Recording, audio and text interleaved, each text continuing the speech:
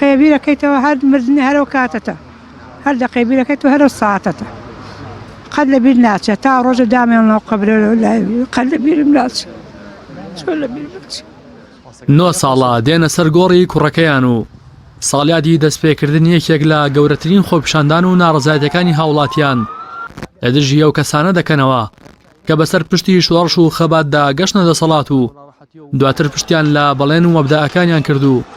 گەندەڵی سەرتاپای داپۆشین.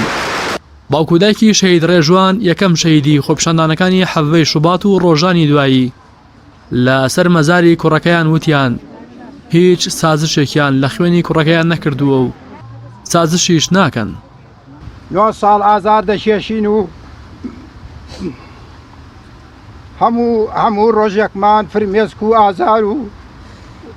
برینی ڕۆڵەکانمان هەرگیز و شک نەبووتەوە بۆیە ساعتێکیش ڕوحمان ناسرەوێ ئازار و لە ڕوحمان ئاڕوێ و لەم ناو ئازارە و فرمێسک و ئەمانیشدا بەرگە دەگرین و هەرگیز سازش ناکەین. ئەتوانین بەرگری لە خوێنی ڕێژوان و شەیدەکانی تر بکەین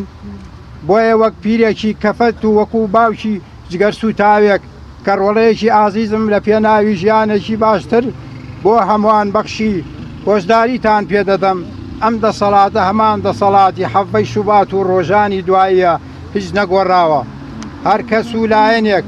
لێی نزیک ببێتەوە با دڵنیا بێ دوور دەکەوێتەوە و لە ڕێبازی شەیدان و شەقامی بەژمەینەتی کوردستانە. والله بێ ئومێدین ئومێدمان نییە هیچ پیان چونکە ئەوڵەمان قسە کردووە و هیچ بێزار بووین وەڵایکەم هەخەم و خەفەتەکەی شتێ بۆ ئێمە لەماوەتەوە هەیانەمە دەست خواقیان لێستێنە ڕۆژەکە بێ خواقیان لێ بچێن ئینشەڵڵا. ئەندامێکی پێشووی پەرلەمانی کوردستان دەڵێت پارتی وەکێتی ئەو چەکدارانە ڕادەستی دادگا و یاسا ناکەن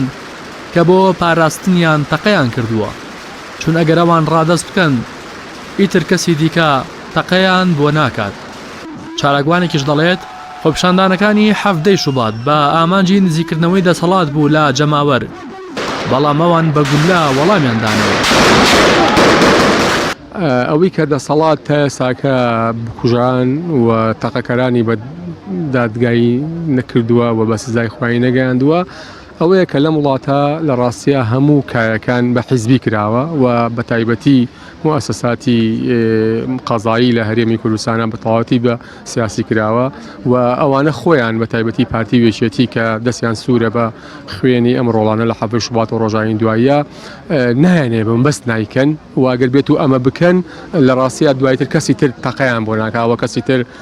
بەم شێوەیە ڕوبەڕووی هاونیشتمانیانی کوردستان نابێتەوە.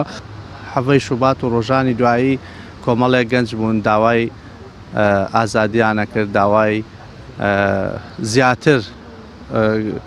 متمانەکردن بەو حکوومەتە و دەسەڵاتە کرد کە بێتە ناو خەڵکەوە بێتە ناو جەماوەرەوە و ببێ بە حکوومەتێکی تەواوی خەڵکی.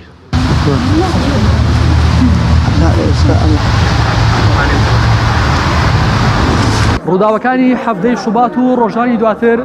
ڕووداوێکی بێپێشینەوە کە میوێنە بوو بۆ پێی لە پاش ڕاپەڕینەوە بۆ یەکەم جار بوو لە بارگای فەرمی لایەنێکی سیاسی ژمارەیەک چەکدار بە ڕۆژی ڕووناک و بێماسک قەتڵ و عامی هاوڵاتیان بکەن و خەڵتانی خوێنیان بکەن. ئەوەی جێگای تێڕامان و سەرسوورمانە لەو ڕۆژەوە و پاش تێپەڕبوونی 9 ساڵ بەسەر ئەو ڕووداوانەدا نەک دادگاییە و کەسانە نەکراوە و بە سزای شایستە نەگەشتوون بەڵکو پلەی زۆرێکیان بەرز کراوەتەوە. ڕاستی حەمامین کەناڵی ئاسمانی پەیام سلێمانی.